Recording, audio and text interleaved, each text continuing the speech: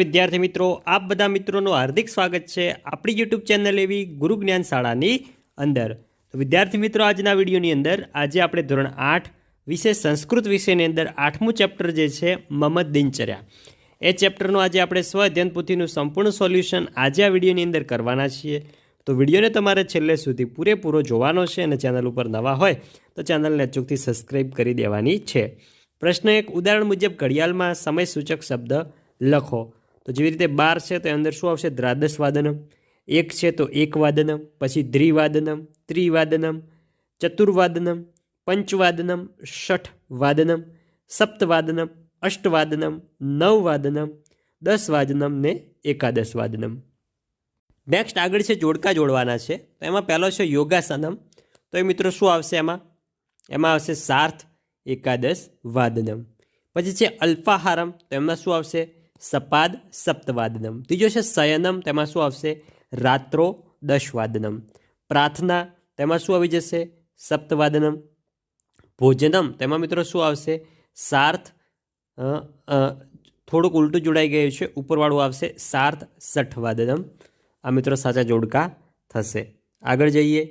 સંસ્કૃત શબ્દમાં સમય લખવાનો છે જે દર્શાવ્યો છે. તો 9 ને 10 છે તો એની અંદર શું આવશે? દશાધિક 9 વાદનમ. 7 ને 50 છે તો શું આવશે? જોઈ શકો છો, તશીન અષ્ટા વાદનમ. જોઈ શકો તમને આપેલું છે સંપૂર્ણ.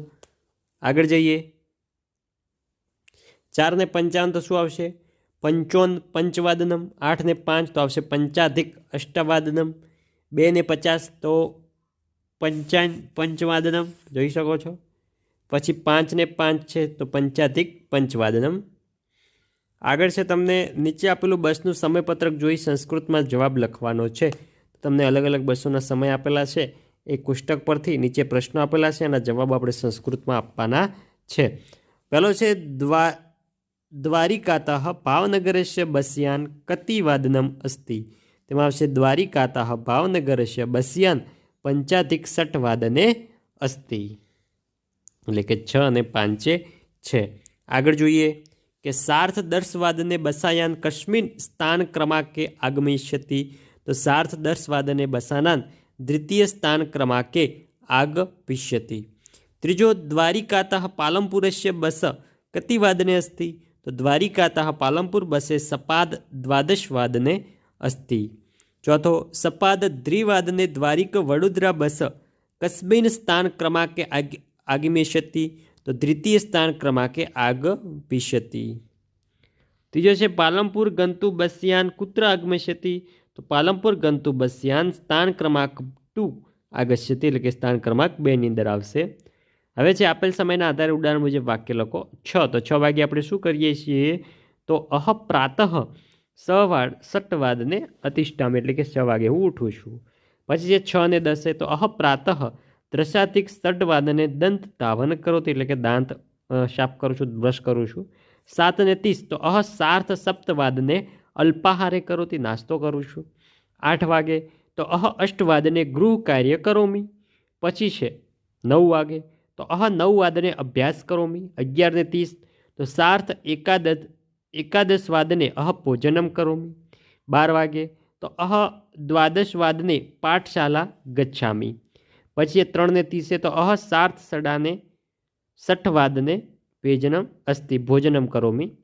પછી 10 ને 15 તો સપાદ 10 વાદને અહ શયનમ કરોતી, એટલે કે હું સૂઈ જાઉં છું. પછી જોઈ શકો છો આપણે રૂપ લખવાના છે. વદ તો વદામી, એવી રીતે લીખ તો આવશે લિખામી. ક્રીડ તો ક્રીડામી. હસ તો હસામી. ચલ તો ચલામી. ખાદ તો ખાદામી. પઠ તો પઠામી. નૃત્ય તો નૃત્યામી. ભવ તો ભવામી.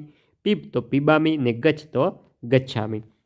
તો વિદ્યાર્થી મિત્રો, આ હતું આપણું ધોરણ 8 વિષય સંસ્કૃત વિષયની અંદર ચેપ્ટર નંબર 8 જે છે મમ દિનચર્યા, એનું સ્વ અધ્યયન પોથીનું સંપૂર્ણ સોલ્યુશન. તો વિદ્યાર્થી મિત્રો, વિડીયો તમને સારો લાગ્યો હોય, ચેનલ ઉપર નવા હોય તો ચેનલને અચૂકથી સબસ્ક્રાઈબ કરજો. મળીશું આવનાર વિડીયો સાથે. ત્યાં સુધી આવજો. જય હિન્દ, જય ભારત.